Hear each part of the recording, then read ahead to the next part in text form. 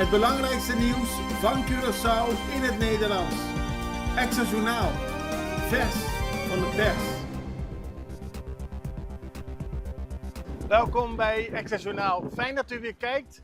U weet het, Extra zit in de feestweek en vanmiddag sluiten we dat af met een hele mooie gebeurtenis. De mensen die de afgelopen maanden hebben meegedaan aan deze actie krijgen een prijs. In totaal 65 mensen komen hier en die kunnen een prijs krijgen. En er gaat ook iemand weg met een nieuwe auto, dus dat belooft wat. Hartstikke mooi. Het is allemaal in het kader van het 50-jarig bestaan van Extra. Fijn dat u Extra Journaal kijkt en ook de krant leest. We beginnen met het nieuws. CBCS heeft geen valse biljetten aangetroffen. Het gaat allemaal om een video die deze week op sociale media kwam, waarbij het leek alsof er valse biljetten van 100 gulden de ronde doen op Curaçao. Kleurverschil zou daarop wijzen. De centrale bank heeft kennis genomen van de berichten. Die heeft ook daadwerkelijk de vermeende valse biljetten bekeken. Maar het gaat om echte biljetten. Er is een kleurverschil, maar voor de rest ziet u aan alle voorwaarden, alle speciale watermerken en dergelijke dat het een echt bericht is.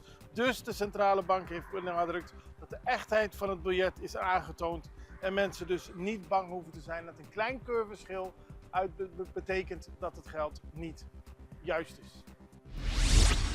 Sylvania debatteert in Staten over AOV. De voormalig minister van Financiën en Gezondheid, Milieu en Natuur, Javier Sylvania, heeft gisteren het woord gevoerd in de Staten. Hij zat er al lange tijd, maar heeft lange tijd niet aanwezig geweest, ook het woord niet kunnen voeren. Nu zei hij dat mensen hem nog steeds Min Fin, minister van Financiën, noemen. Maar feit is dat hij dat niet meer is. Het zijn de minister van Financiën en de minister van Sociale Ontwikkeling, Arbeid en Welzijn die de bevoegdheid hebben om de AOV aan te passen. Hij gaf beide een pluimpje. Er is in de samenleving wat onvrede omdat de MFK beloofd heeft dat de AOV naar 1500 gulden gaat.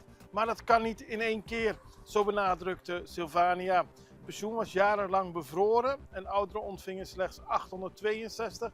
Dat is nu verhoogd, maar de bedoeling is, net zoals de MFK aan de verkiezing heeft beloofd, dat dat hoger gaat worden, aldus Sylvania.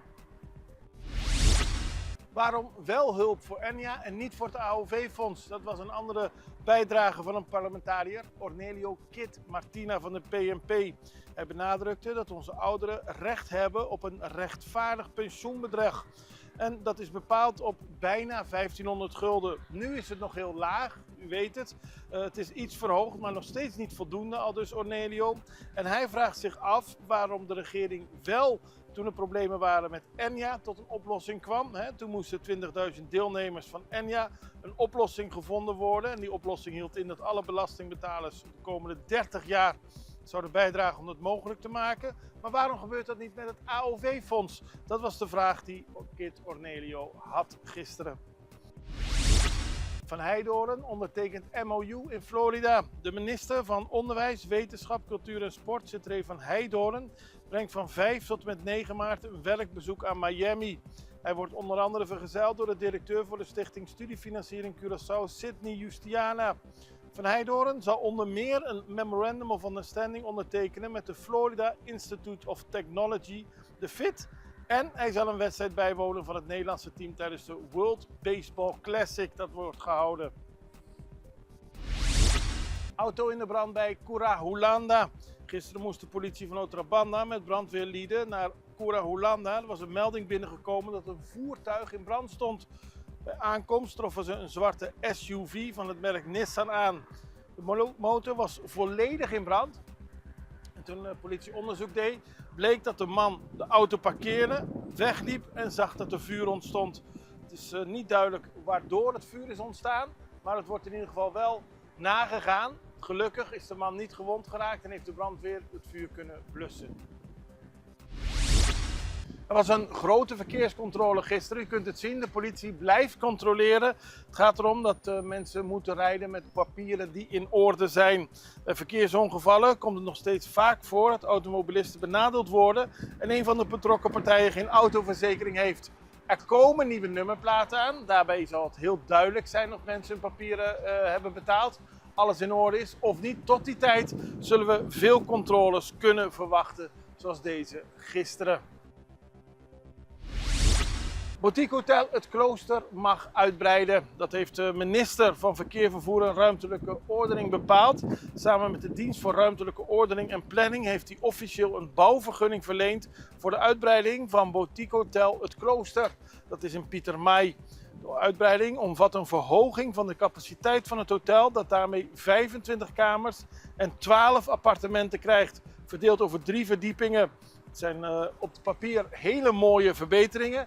En we hebben geen enkele reden om eraan te twijfelen dat die ook in realiteit zo mooi zullen komen. Maar dat zullen we pas kunnen zien in 2028.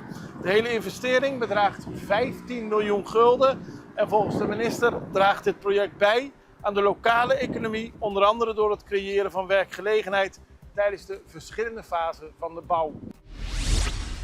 Wij gaan even naar een break. We zijn zo bij u terug. Extra in Nederland. Van Amsterdam tot Arnhem, van Groningen tot Maastricht, Extra is erbij. Volg Extra Digitaal en blijf op de hoogte van de belangrijkste ontwikkelingen in Nederland. Extra Digitaal is te zien op verschillende platforms en kanalen zoals WhatsApp, YouTube, Facebook, Instagram en ook TikTok. Wilt u ons op de hoogte brengen van een evenement of iets doorgeven? Neem contact op via WhatsApp, e-mail, Facebook of bel gewoon 06 1364 2945. Volg of abonneer je op Extra Digitaal. Klik aan en volg ons. We gaan verder met het nieuws en we beginnen met een bericht dat de Wow Curaçao nu officieel geopend is. Gisteren vond de opening plaats tijdens het Women Empowering Women event. En dat vond plaats in het landhuis Chobolobo. Wow Curaçao is een platform dat zich richt op het verbinden, versterken en zichtbaar maken van krachtige vrouwen op Curaçao. En dat gebeurt door middel van inspirerende evenementen, netwerken en samenwerking. Het was een goed bezochte avond met onder meer de gouverneur van Curaçao, Maurits de Kort. En Wow Curaçao is opgericht met als doel een platform te creëren waar vrouwen elkaar kunnen ondersteunen, kennis kunnen delen en leiderschapsvaardigheden verder ontwikkelen. Op Bonaire is een groot sportevenement afgesloten met veel succes. Het gaat over de Interinsulaire Spelen. Bonaireaanse jongeren traden in het sportieve strijd met jongeren van de andere met jongeren van de ABC-eilanden, dus met jongeren van Aruba, Curaçao en van Sint Maarten, Saba en Statia en Suriname. En er werd onder meer beachtennis gespeeld, gevoetbald. En het was een mooie activiteit en de Interinsulaire Spelen bieden jongeren de kans om sportief te presteren, maar ook vriendschappen te sluiten. En de volgende wordt gehouden van 12 tot en met 15 maart op Curaçao. Met dan onder meer voetbal in Kruifkoord, schaken, volleybal en trefbal. Dan gaan we naar Aruba, want er wordt over 3 maanden een besluit genomen over de vluchten met Venezuela. Dat heeft de Nederlandse diplomaat Carmen Gonçalves gezegd in een interview met de Venezolaanse journalist Roman Lozinski. Ze verwijst naar de planning van Mike Eman. Tussen mei en juni wil Aruba daadwerkelijk een beslissing nemen over het al dan niet hervatten van de luchtverbinding met Venezuela. Die is jaren geleden geschorst. De verbetering van de relaties is gaande. Je ziet ook bijvoorbeeld dat Amerika steeds meer zaken doet met Venezuela, steeds meer banden aanhaalt. En ook Aruba zal er een beslissing over nemen. Dan gaan we tot slot nog naar internationaal nieuws. De Mexicaanse president Sheinbaum heeft laten weten dat Mexico uitkijkt naar de opening van het WK.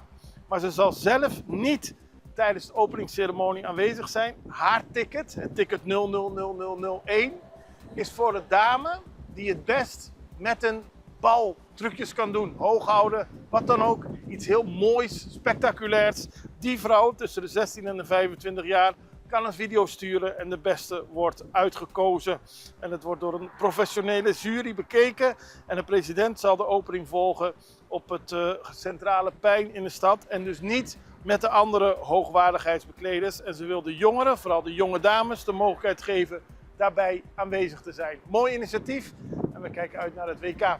Nu kijken we uit naar het weekend. Eerst nog natuurlijk deze hele mooie actie hier bij Extra, waar we mensen hun prijzen kunnen winnen. Daarna is het weekend en maandag ben ik er weer met een nieuwe aflevering van Extra Journaal. Ik hoop u ook.